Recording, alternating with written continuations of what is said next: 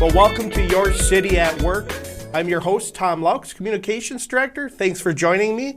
And today we have Sheriff Shawn Becker of Wood County. Thanks for coming. Oh, great to be here. Thanks for inviting me. Yeah, we haven't had a chance to talk in almost a couple of years. Yeah, it's been probably at least that. So again, Tom, I really appreciate the opportunity to come back and chat with you and go over some things that are going on at work. Definitely. We want to bring all our viewers up to speed and what's going down in Wood County. Wood County is a big part of our area, even though that the station and everything else is down really in the southern part of Rapids. Doesn't mean you guys aren't up here. So let's start with that right away here. Sure. Talking about your presence up here. I believe you guys have deputies up here all the time. We do. We have an office in the Norwood building, and we've been up there several years now. Actually, we used to have an office in this building here at City Hall, but then we moved over to the Norwood building several years ago. And the citizens of Marshfield should understand that we do have people stationed up here. Normally, we have 2 or 3 deputies that are working out of that office 24/7. Wood County's unique when you have 2 larger cities, on opposite ends of the county. And the county seats, obviously, Wisconsin Rapids. That's where the jail's located. But we still want to provide services to the north part of the county, and it's worked out very well to have an office up here in Marshfield. Again, usually 2 to 3 deputies working out of the Marshfield area, responding to calls that are not only within Marshfield, but mostly on the outskirts of Marshfield and other townships that move towards the east and south of Marshfield. There's the call area that most of the deputies stationed or that are required to be up in this area are responding to. We also have an investigator that primarily works out of the Marshfield office. Investigator Aaron Anderson doing a great job. His primary area, along with Investigator Eric Rosenditch. His dad used to be the Clark County Sheriff, so we're lucky to have both those guys as investigators working, the north part of the county with their office primarily set up here in Marshfield. Now, is this unique to have? We're not in the county seat in the state of Wisconsin. Are there other sheriff's department that have something similar to us that you're aware of? I'm sure there are. I couldn't think of one right off the top of my head, but working here for over the last 25 years, it's something that we're used to. We work very closely with the Marshfield Police Department. Got a great working relationship with them and their agency, and something we'll get into a little bit on an incident that happened yesterday. But those partnerships are huge. We're all on one team, whether it's the Marshfield Police Department, the Wood County Sheriff's Department, or Pittsfield Police Department, Nakusa, Port Edwards, Wisconsin Rapids, or Grand Rapids. We're all one team, and we're all working together. So I know it's kind of it can be cumbersome sometimes with Marshfield Police Department with when they have to take somebody to jail. Somebody makes a mistake and they need to come to, they're in custody, they need to come to jail, they have to drive them all the way to Wisconsin Rapids. And I know they set up transport teams and things like that to work on that. So I know that can be an inconvenience for the department, but we try to help out as much as we can. All right. So we may see your vehicles here in town at times.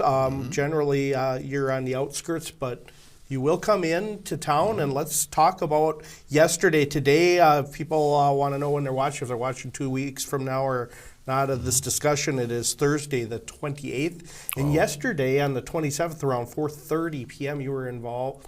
Not you, but maybe you were. Your department was involved in helping out with a situation. Yeah, we had a Project Lifesaver call, and just to back up a little bit about what Project Lifesaver is. Program that the Sheriff's Department started around mid-2005 to somewhere around that time frame. We had a tragedy in the town of Saratoga where we had an autistic boy go missing, and we later found him in a pond and he had drowned.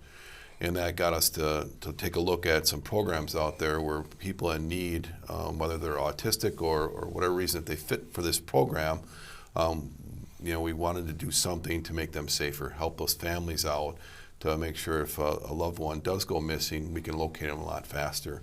And it basically is an ankle bracelet that transmits to an antenna that if somebody does go missing, there's a protocol that we follow that really every single fire department within our county, law enforcement is notified, and then everybody goes into the area that that person should be, and start searching.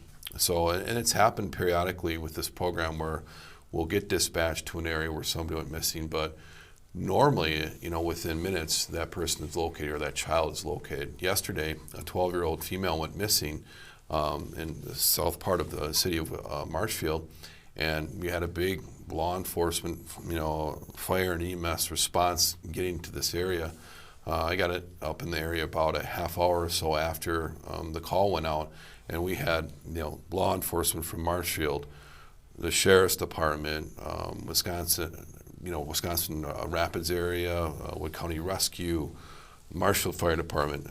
When I arrived, I just started to follow one of the fire trucks around because they had that transmitter, and within within an hour we located this 12-year-old safely, and that's what this program's about. And I'll tell you, with yesterday's actions of the teamwork of not just law enforcement but fire and EMS, I think saved a life, and it just shows what this program is all about.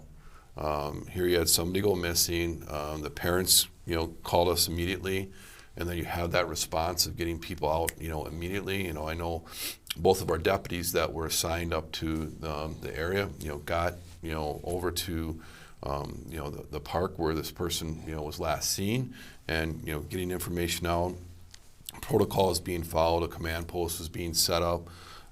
It was just very regimented, like clockwork. Things were just happening, and again, fortunately, we found the 12-year-old unharmed, and it just goes to show how well this program is working, and it's all about teamwork.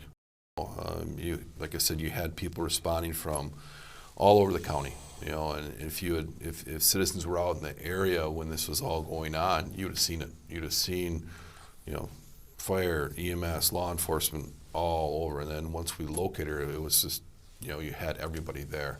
And again, in my opinion, this program just saved a life, and it's something that we have all been committed to for many, many years. It's going to be almost 20 years, coming up, in the next couple of years, and it's just something that Wood County committed to, and now you have the whole county involved. And and we had some nice words this morning on the way up here from Wisconsin Rapids with Chief Gerwink about that combined team response, and that's what the citizens deserve and need. When you have everybody working together, it doesn't matter what color uniform it is, whether you're in fire, EMS, or law enforcement. You have these kind of situations. We're all working together, and the people should understand that teamwork is what they deserve. That's the service they deserve. And you see these positive outcomes where somebody, their life was saved because of being part of that program and the teamwork, response. You bet, and great that the outcome came out positive. Mm-hmm. First thing I thought about was that Nakusa incident. Yeah. When I received the call from the media yesterday, because I was involved in the media back then, mm-hmm. and covered that situation with you guys back then in 05 or 04. Scary situation, and now this device came about partially from that idea, and helped save a life. And it concerned me with the North Pond up here, I think they call it, and that's what I was thinking, that same thing. And I'm like, oh, I hope not. And I'm glad that you guys had found them, and you have that teamwork to do that. So that's wonderful. Well, you guys have also been involved in another situation down over in Port Edwards. Is that true? Yeah. Tuesday, the 19th of July, our workers had lowered the water near a dam just right next to Port Edwards. And as they lowered the water to do that maintenance work, they noticed some human remains in some rock piles. So we responded. The Domtar, the company, the employees, I can't say enough about their cooperation and help, because once once they noticed the skeletal remains, they notified us. We developed a plan, they continued to lower the water. They lowered the water so much for us to continue searching. I don't think in history the water has never been that low in that stretch of the Wisconsin River. And the more they continue to lower, that water, the more remains we're finding. So we searched for 4 days continuously.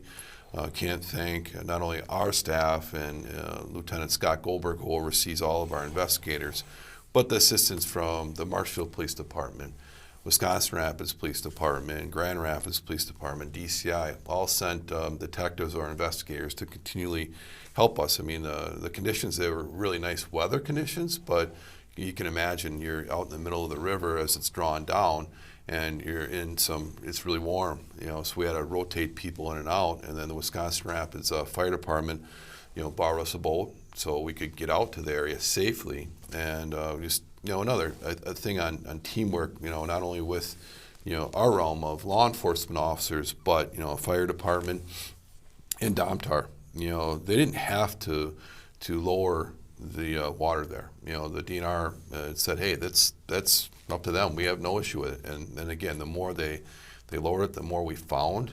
Right now, the person hasn't been identified, but we know it's somebody that's over 40 years old based upon the skeletal remains that we had a forensic anthropologist, looking at right now. Again, somebody over 40 years old, white male or Hispanic, between 5'3" and 6 foot tall. Did have some clothing. We did find in a pocket a penny from 2016. So that's kind of where we're basing how long this person may have been missing, based upon the skeletal remains. It's at least a year, but we don't know for sure. Right now, the focus is with investigation is trying to identify this person. That's why we're working with the forensic anthropologist to do that. We haven't gotten a match on dental records yet. Also, we're looking at extracting some DNA. That's probably going to be the way we're going to identify this person. That's our priority right now, because we know that we have a loved one that has been recovered. And there's a lot of people, out there, not just from Wood County, but from all over the country, that there are missing people, and they're wondering. And that's why we want to get this person identified as soon as possible, so they know, what has happened here. We don't have any details about the cause of death right now, but our priority right now is identifying who that person is. We do have missing people from Wood County in central Wisconsin. Those are our first ones that we're going to try to compare to, but that's not a guarantee. I don't want to give any family a false hope that this is who it might be. Yep. Well, this is the hard part of your job. It is. This isn't easy. You've been out to the scene, making sure you're in a uniform every day, right? Yep. So you're not every sheriff does that, but you've decided to put yourself out there and be a part of the process. I love wearing it, and it's up to each individual sheriff. That's up to them. But I want the community to see what I do. I am a law enforcement officer, representing them. I'm part of a team. We have a great team at the Sheriff's Department that I'm proud to be part of. And this is something that, is normally my everyday attire when I'm coming to work.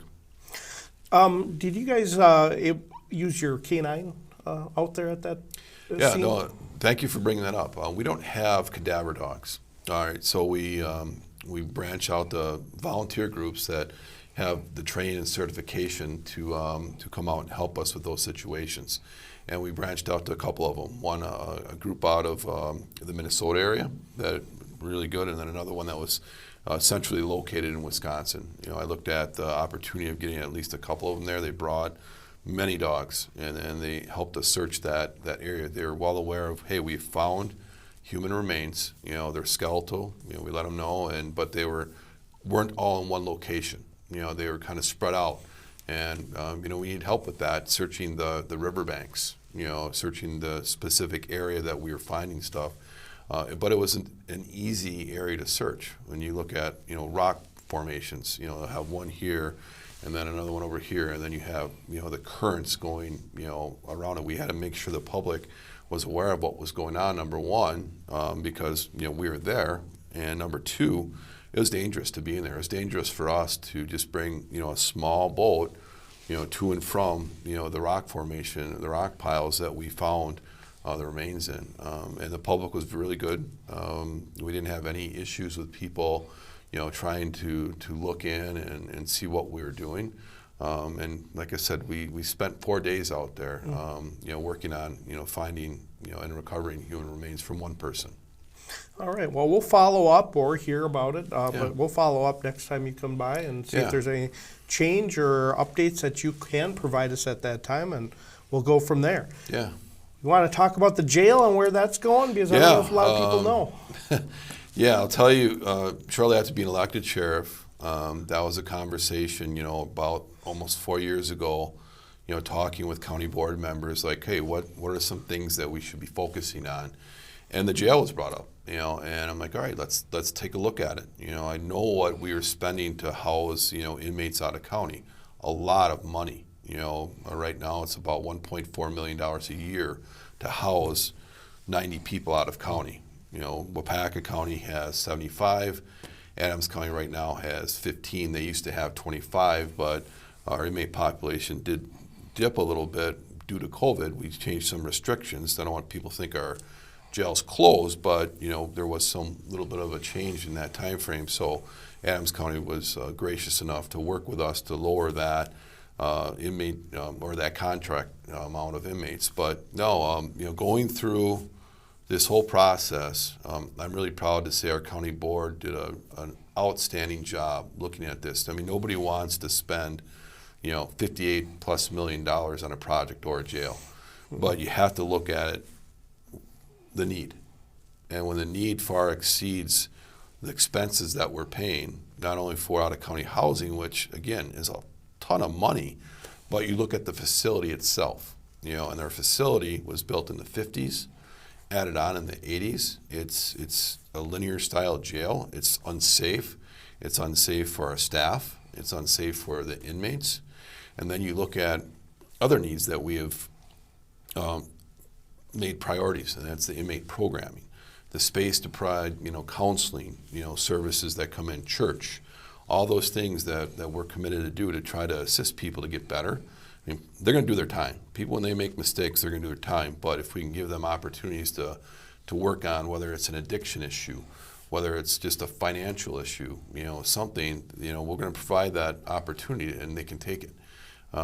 Because we don't want them coming back, and that we're all winners. When somebody gets released from jail and they return to our community and they become successful, we all win. We do. It's a big cost to us to incarcerate somebody. So, those are the three big things that our county board really looked at and said, we got to do this. We've been housing inmates out of county since the early 2000s. And if you add up all those costs, we'd have already paid for the facility. Oh. In fact, wow. We've been housing with Wapaka. They built a jail in the mid to late 90s. We've paid for what they paid for that jail and what we've rented space from. So hoping it's exciting news to let everybody know. We're hoping that we'll be breaking ground in about a month. Wow. Yeah, so it'll be about a 2-year project. It'll be a 300-bed facility. There'll be a new sheriff's department that'll be attached to it. And then it'll be attached to the courthouse. So it'll still be on the courthouse campus. And I can't say enough about our county board, our project manager, Kurt Bernier from the Samuels Group, our architects, the teamwork, between our chief deputy, Quentin Ellis, our jail captain, Ted Ashbeck, all of our staff. Having input in this project has been phenomenal. Just to see, again, you'll hear me continue to say teamwork, but that's what it took. And the taxpayers should understand that this was a true need. And again, we should be breaking ground in about a month. Oh, that's exciting. And we'll update as we go in our program with you on that, since we can't see it too often unless you're going to have some kind of a remote camera. I don't know if the construction company that's going to do that. We will with some things, but remember we have to, being it's a jail and sheriff's department, safety and security is a priority. Some things will be obviously open to the public and some things won't. Okay. But everything else, the old building there, do they know what they're going to do with that yet or not? I'm Sure. pretty sure we're going to demolish it just Oh. because of the use of that facility. I mean, we thought about, okay, shelling it so we can, shell it, take everything out, and then maybe there's some opportunity to remodel it. But remember, there's a lot of facility needs, a lot of upgrades that millions upon millions of dollars to upgrade, just a facility to run as a jail. And it's about the same amount just to do, shelling it out and then remodeling it, and all those costs. You're still going to have, like the updates in plumbing, electrical. Yeah. I mean, this is an old building, so the cost to shell it out, like I just described, to demolish it is really close to the same. And then if you take it down once the new facility is operational, then you've got opportunities in the future. And this is some forward thinking that our county board's doing. You take that old jail, take it down. You've got some parking there. Maybe in 20, 30 years, if you need to do some or put an addition on to the courthouse for something, you have that opportunity to do that. So a lot of forward thinking that our county board and people have done that have been part of this project has gone on. Okay. So just to make sure and understand, and you mentioned courthouse, that's not going anywhere. No. The jail's connected to it somehow, though. Yes. Okay. What'll happen is the courthouse is going to stay the same where it's at. Yep. There'll be a new entrance area for the public to come in. That'll be at the sheriff's department. It's just going to move to the south of the campus a bit, and then people will be coming in that way, and they either go to the south would be the sheriff's department jail, and to the north would be going back into the courthouse and any other departments that the courthouse has. Okay. And the inmates, do they still stay contained from the jail when they go to court? Depends on the circumstances. Okay. And what hearing they want. They need to, if the judge wants them there or their attorneys do. Yeah. Otherwise, most of, like in custodies, like a new arrest, that person will appear by video for their intake. That's right. They do And then once there's further proceedings from there, then we'll bring the inmate to and from court. Okay. I do remember that now with video cameras, the initial appearances are all pretty much on camera. Yeah, They don't technology-wise. Yeah, it's been a while since I've done that stuff. Oh, wow. So, well, we have a few more minutes. Just to chat about 5 more minutes. Sure. What's on your list that maybe I missed? Anything that's on your list? I know you brought those 2 items up. Yeah, the State Water Ski Show concluded last weekend down in on Lake Wazeecha. That's been a event that's gone on for well over 50 years, and it runs very well. But just a great draw to our community, our whole Wood County community, and it went off without any really issues. We had some weather come in, but we worked through that ahead of time. We prepared for it, and thankfully, the stronger storms missed us, and the people that run that tournament did an outstanding job of, okay, let's let the rain or the weather get through, start things back up. It was like clockwork. So it went over really well. Attendance was up, which is great to see. With COVID, a lot of those events got canceled or people weren't coming to them as they reestablished themselves.